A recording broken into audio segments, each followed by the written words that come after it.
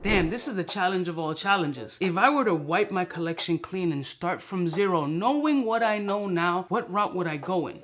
This might be the hardest video that I do, and I have nothing on the table. So I'm literally gonna be thinking of this on the spot with some regrettable options, potentially. But there's only one way to find out what choices I'm gonna make, is by doing it live. Let's roll my fucking music so I can see what 10 fragrances I would select if I were starting my entire collection from scratch.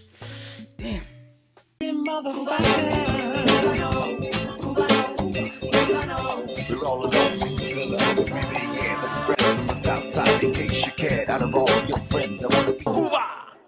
Blessing one of my beautiful peoples, you know who it is. It's your boy, 𝐷𝐶𝗔 Bro, this is beyond hard. With almost 1,000 fragrances, I think, how the hell would I find 10 fragrances to start my collection from scratch? Like, that's wildly impossible. And we're talking about all facets: niche, designer, clones. Like, what am I gonna do, bro? I've become a bit of a clone / niche snob. The designer space kind of varies from very selected pieces, and if this were only gonna be designer, it might be a little bit easier, but there's so many niche gems and so many fire clones that I'm like, damn, am I gonna justify spending this kind of money? But this quality is kind of crazy, but this scent profile is lit on both spectrum, whether it be cheap or super expensive. This is gonna be nearly impossible. Yeah, we all know that there's gonna be one that's gonna be in the list, so that's gonna be an easy option. 𝐷𝐸 Tuxedo 100% has to be in the list. It's my baby. I love it. This is my backup to the backup. This is kind of my signature piece. I love this fragrance. It does everything that it's supposed to do, and I'm still not tired of it, surprisingly, because I get tired of shit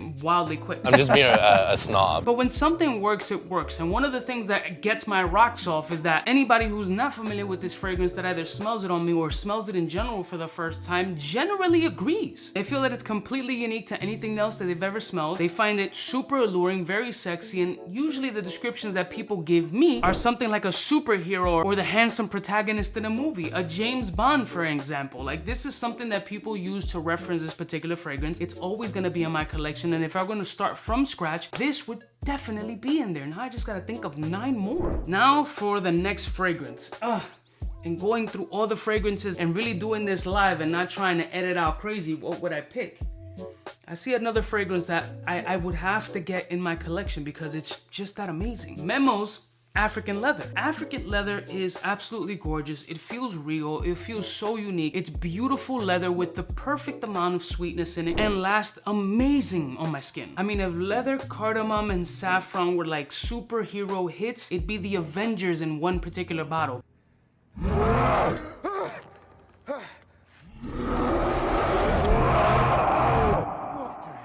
It's kind of like Voltron. Taking these 3 pieces and putting them together and coming up with this concoction is ridiculous. This is one of my favorite leathers in my collection, and I would have to have this again because I know if I don't, I would absolutely miss it. So Memo African leather would definitely be in that conversation. 8 more to go. Oh my God.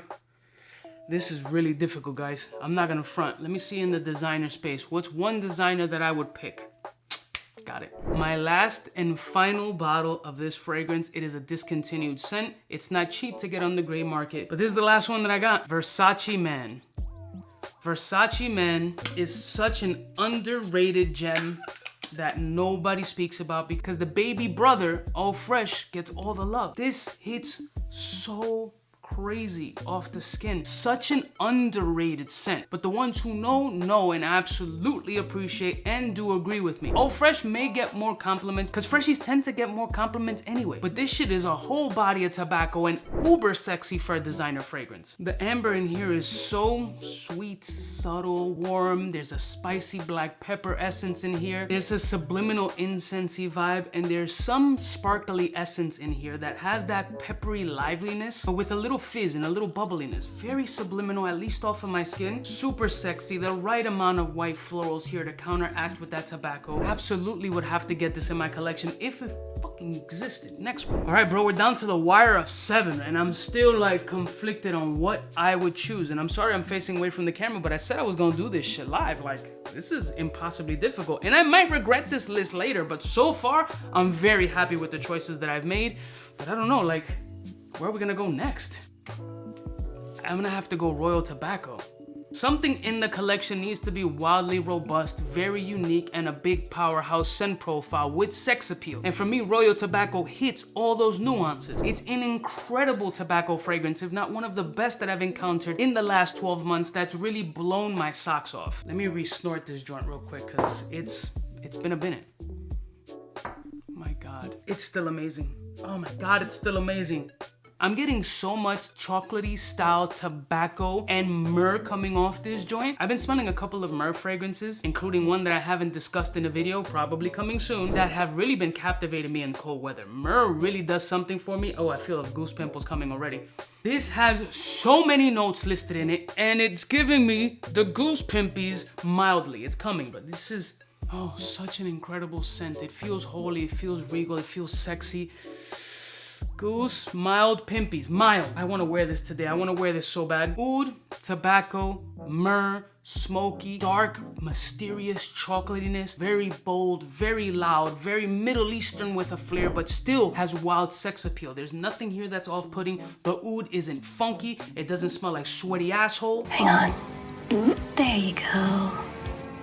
It smells like a freaking egg roll. Oh my God, when it dries down, you get that butter fucking churned vanillic essence. Yeah, this has to go in my collection. I'd have to get this once again. Yeah, next one. 6. Man, I'm looking at, I have fragrances everywhere. So I'm looking in the background to see what would be the next fragrance. Like I need something like an office signature scent, sexy, but still bright. If I'm only repurchasing 10 fragrances, I'm gonna need some bold life. I need some brightness, right? But I need more of a signature scent, not so much, got it. I said I needed something with fresh components, signature scent worthy, office safe. Most people would go the space of an Acqua di Gio Profumo, Profundo, as those are signature office fragrances. But for me, this shit is so slept on. Nobody cares about this scent profile anymore, and it still hits all the signature scent profile that I'm looking for, and is still wildly sexy. That's L'Homme by Yves Saint Laurent. Not the La Nuit, not any of them shits. This joint hits crazy. One of the most complimented fragrances that I've had in my collection when I first started my fragrance journey. This still hits. And the reason why it's gonna hit is because there's a great possibility that 10 out of 10 people in that office are gonna be wearing an Acqua di Gio. I still wanna stand out and be different. This is still a decently sold fragrance in the space, but it doesn't have any real hype behind it. Why? Because people are like, oh, it's whack, it's boring, or whatever. Is it though? When was the last time you truly gave this shit a shot, wore it, or even smelled it? Think about it. If you're looking for a signature scent, no-brainer office fragrance in rebuilding my collection, L'Homme would have to be in. Like, this is not only a nostalgic piece, but it's an absolute banger. Gorgeous, fresh, gingery office scent Bro, you're smoking rocks if you think that this shit is whack. The performance never slacked. Maybe there might be some reformulation issues out there with most fucking fragrances anyway, but this shit hits different. So yeah, I'm putting it back in. Next one. Oh man, so we got 1, 2, 3, 4, 5.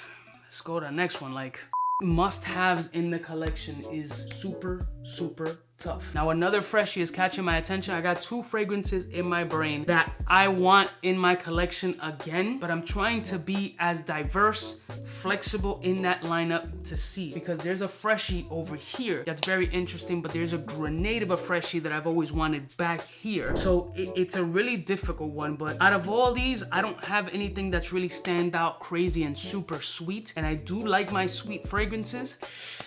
I might have to. Never in a million years would I have ever thought that this would be in this lineup, but it's an extraordinary fragrance in the sweet space. It performs, it's sexy, it hits, it's unique. Hard Candy Elixir by Aaron Terrence Hughes. This shit is fucking crap. It really is incredible. Sweet, strawberry, musky, a lot of potency, a lot of sillage, a lot of projection, sold out consistently. Can't keep this shit on the shelf because it's that good. It might be overly sweet for you. And again, rebuilding my collection as a person who enjoys a sweet fragrance for sure. It's hard for me to picture not having this joint in my, it's really that good. Like, if you're able to get a sample, which is gonna be difficult, give it an opportunity. It may not be for you, but I need something sweet in this collection that's really gonna stand out and pop extraordinarily, obnoxiously loud. Hard Candy Elixir is it. Damn, no. I need more of a summertime fresh, really hot weather and performs decent. What am I gonna choose? Hate this shit. Never getting rid of anything. I have like 3 or 4 freshies in my brain right now that I want to choose. Ugh, damn it. I'm gonna have to go with the original one that I really wanted and finally got a bottle a couple years back. 𝗙𝗏𝗄𝐿. 𝗙𝗏𝗄𝐿 was a fragrance that I waited for a while. I went through multiple decants, and in the summertime happens to be one that gets me a ton of compliments. Ultra hot weather, high performing fragrance. That's what I get from Neo. It's a citrus sour animal with amazing sillage and performance that has beautiful green elements and a nice dry vetiver base. The sillage lives crazy with this fragrance. It's absolutely stellar. It is perfect for the summertime, but doesn't have much versatility. So in this collection, I'm trying to build something for 4 seasons, as where I live, I actually get 4 seasons. Well, lately, who knows? But I need something for hot weather that performs very well, and this is the first thing that comes into mind. Listen, I might regret some of these options later or revisit it and be like, damn, bro, I could have added this, or there's so many, and doing 10 again is something that I'll never have to do. I mean, I hope not. But 𝗙𝗏𝗄𝐿 would have to be there. How many? 1, 2, 3, 4, 5, 6, 7. Damn, 3 only? Oh my God, I'll be right back. Oh, I had to put this. I had to put 𝐷IOR Homme Parfum. I had to put it in there. I mean, I got leather already here, but this is just, it's a masterpiece. I love this fragrance. It's stellar. It's gorgeous. Uber sexy. Plays up beautifully off my skin. I don't have anything else that's iris prominent in this 10 repurchasing line. And this would be the main, the only, the king of the iris scents that I absolutely love how this smells. Still has that exclusivity factor, has that wild sex appeal, rich, dark, warm, sexy, boozy, powdery. Yeah, I'd have to put 𝐷IOR Homme Parfum in that lineup. This is just a stellar, again, masterpiece. I think it's amazing. One of the best, if not the, scratch that, the best Dior that I've personally smelled to date. Well, Dick, here's the deal. I'm the best there is, plain and simple. I mean, I wake up in the morning, I piss excellence.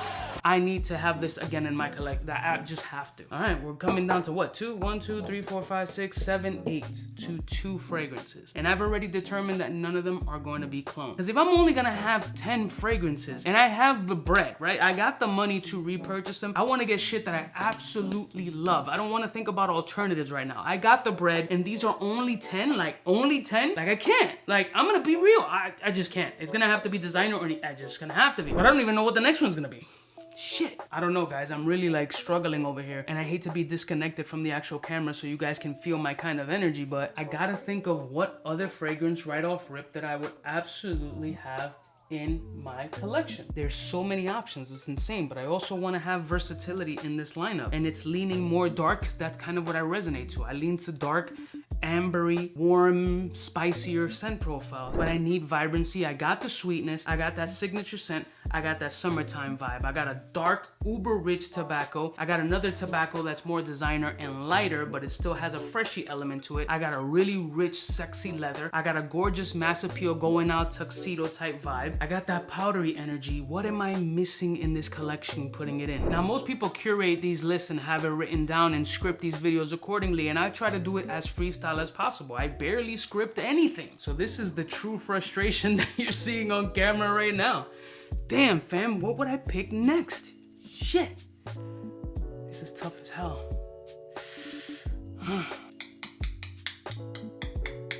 It's impossibly hard.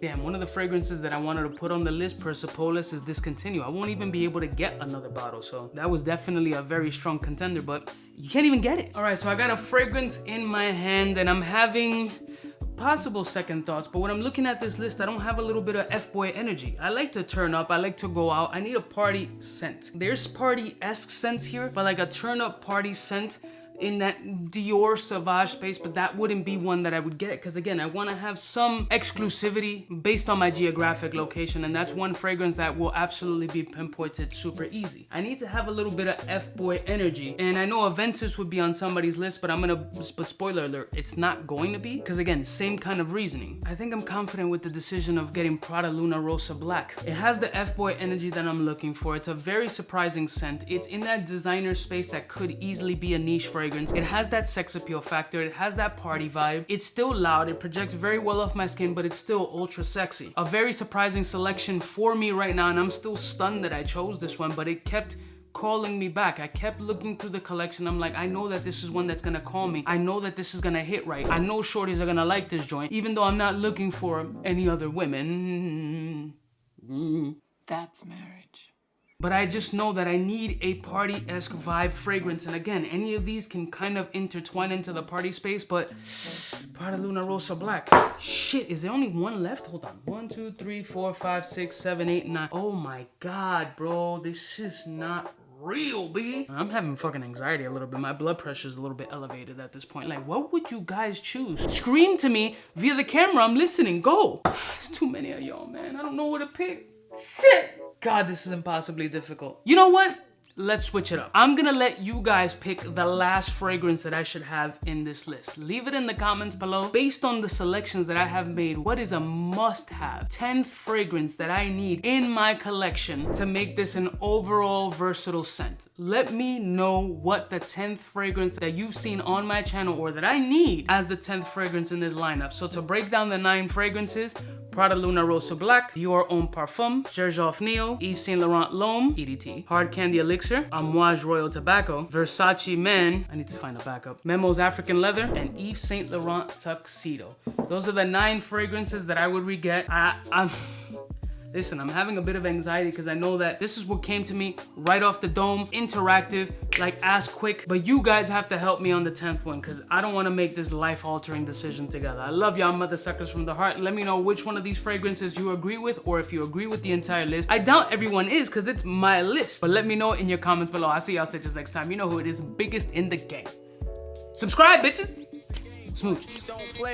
Hey, for all the chicks that got dead in the penthouse suite on top of my mom's crib. It's nonsense, you never get in. It's nonsense that you would think that you would